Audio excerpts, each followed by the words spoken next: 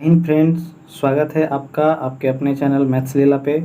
दोस्तों, आप लोगों का इंतज़ार ख़त्म हो चुका है।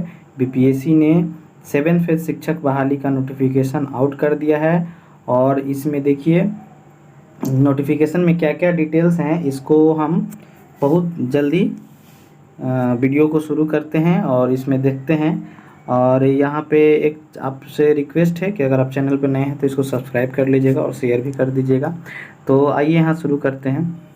देखिए यहाँ पे कह रहा है कि बीपीएससी ने टोटल कितना पद का ये नोटिफिकेशन दिया है, तो 1,70,481 पद का ये नोटिफिकेशन दिया है, जिसका डिटेल यहाँ नीचे में दिया हुआ है कि किस कैटेगरी में कितना सीट है, क्या है। इसको आगे हम धीरे धीरे स्क्रॉल करते हैं, आप लोग इसको देख लीजिएगा कि किस में कितना सीट है, क्या है, नहीं है।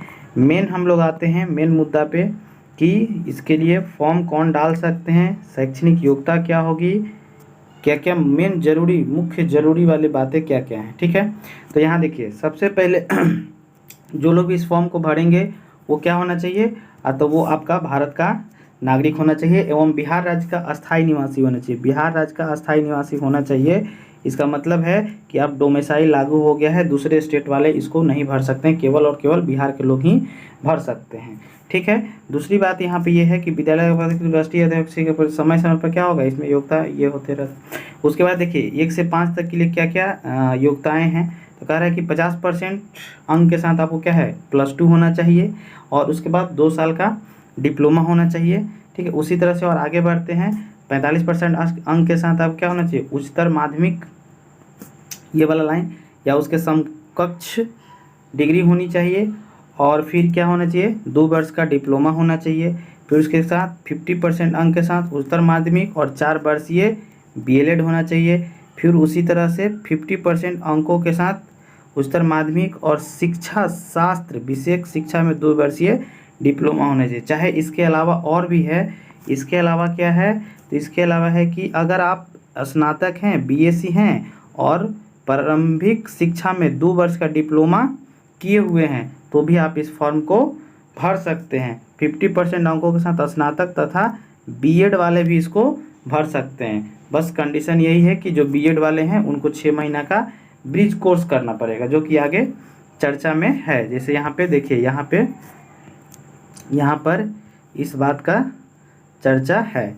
ठीक है, तो इसको फिर आगे बढ़ते हैं और देखते हैं कि मेन मुख्य ज़रूरी वाली बातें क्या हैं।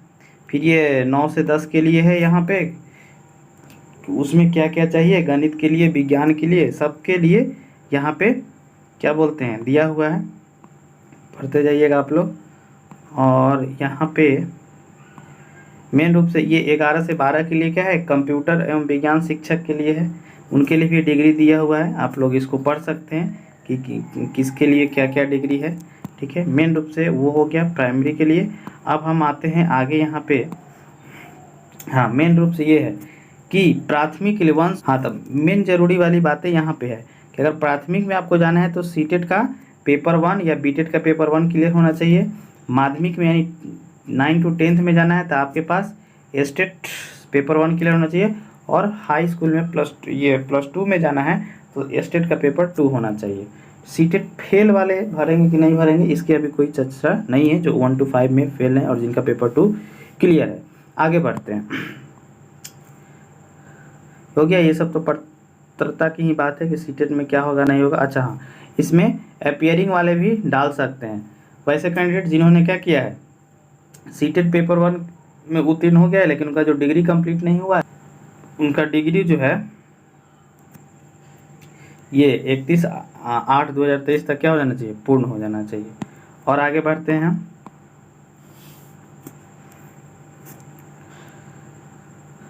और यहाँ देखिए आयु सीमा क्या दिया हुआ है। आयु सीमा जो है आपको 1/8/2023 से काउंट किया जाएगा।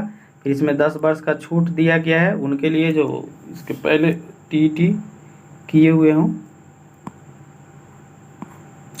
आगे ये है परीक्षा का विषय, जिसमें वही भाषा वाला है 125 का, ऐसी इंग्लिश 25 का और हिंदी 75 का, जिसमें ये पेपर 1 है जो केवल क्वालिफाइंग है। इसमें 30% मार्क्स आपको लाने हैं और फिर यहाँ पे सिलेबस चेंज हो गया है।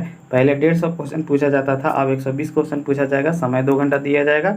सिलेबस तो एज इट इज़ है, पहले वाला ही है, देख सकते हैं आप यहाँ पे, ठीक है। तो इसमें कोई बदलाव नहीं हुआ है, खाली क्वेश्चन यहाँ पे घट गया है, यही चेंज हो गया है। ये फिर क्या है 9-10 वाले के लिए है, हाई स्कूल के लिए है, ठीक है। मेन रूप से हम यहाँ आते हैं। ये तो पता ही क्वालिफाइंग मार्क्स कितना है, 34%, ईबीसी का 40%, जनरल का 35%, ये बीसी का ये सब चीज़ है आपको। हाँ, मेन बात यहाँ है कि दोस्तों इसमें कोई भी साक्षात्कार नहीं होगा, इंटरव्यू नहीं होगा, ठीक है। मेधा सूची वही लिखित परीक्षा के आधार पर बनाया जाएगा। आगे बढ़ते हैं, मेन जरूरी वाली बातें अब देख लेते हैं कि इसमें फी कैसे छूट दिया जा रहा है, उससे रिलेटेड है, आप देख सकते हैं। मेन इसमें फ़ी कितना लगेगा, कैसे भराएगा फॉर्म, इसके लिए ज़रूरी है। अच्छा, ये पेपर हैं कि क्या क्या लगेगा आपको, मैट्रिक का प्रमाण पत्र लगेगा, फिर शैक्षणिक योग्यता लगेगा, फिर योग्यता का अनुरूप लगेगा, फिर निवास प्रमाण पत्र लगेगा। जो पिछड़ा वर्ग करते हैं उनके लिए क्रीमी लेयर प्रमाण पत्र देना है, लेकिन जो महिला है जिनका शादी हो चुका है वो क्रीमी लेयर उनके पिता के नाम के एड्रेस का होना चाहिए। इस बात को आप लोग ध्यान रखिएगा। अगर नहीं अभी तक आप बनवाए हैं तो अप्लाई करके बनवा लीजिए, ठीक है। दोनों केस में ही EWS में भी वही होगा, पिछड़ा वर्ग में वही होगा। आगे बढ़ते हैं। हाँ, आपके पास क्या होना चाहिए, 2 फोटो होना चाहिए, खींचा हुआ हाल ही का, पहचान पत्र, आधार कार्ड दे दीजिएगा। फॉर्म जो भरिएगा उसको डाउनलोड करके रख लीजिएगा, एडमिट कार्ड सबको सहित के रखिए ताकि भविष्य में कोई दिक्कत ना हो। आगे बढ़ते हैं। हाँ, मेन मुद्दा यहाँ पे है कि फ़ी कितना लगेगा। तो पर है कि देखिए यहाँ पे कह रहा है कि प्रत्येक पोस्ट के लिए आपको 200 रुपया बायोमेट्रिक फ़ी देना होगा, ठीक है। साथ ही समान वर्ग के लिए 750 रुपया, अनुसूचित जाति एवं जनजाति के लिए 200 रुपया, दिव्यांग के लिए 200 रुपया, महिला के उम्मीदवार 200 रुपया, दिव्यांग 200 रुपया, और अन्य सभी उम्मीदवार के लिए जैसे OBC BC ये सब चीज़ हो गया, इस सभी के लिए 750 रुपया आपको देने पड़ेंगे। ये जो है 200 रुपया जो कह रहा है, यह जो लोग आधार देंगे, अपने आइडेंटिफिकेशन में आधार कार्ड देंगे, आधार नंबर देंगे, उनको ये 200 रुपया नहीं लगेगा। यानी कुल मिला के बात ये है कि ये इसलिए लागू किया गया कि जैसे ही आप यहाँ आधार कार्ड नंबर डालिएगा तो आपका वहाँ पे अटेम्प्ट काउंट हो जाएगा। इसी के लिए ये बायोमेट्रिक सिस्टम लगाया गया है। भाई मेरे गजब का है, ये तो लग रहा है कि ज़मीन रजिस्ट्री हो रहा है, इतना मतलब सख्ती इसमें है। चलिए आगे देखते हैं क्या है।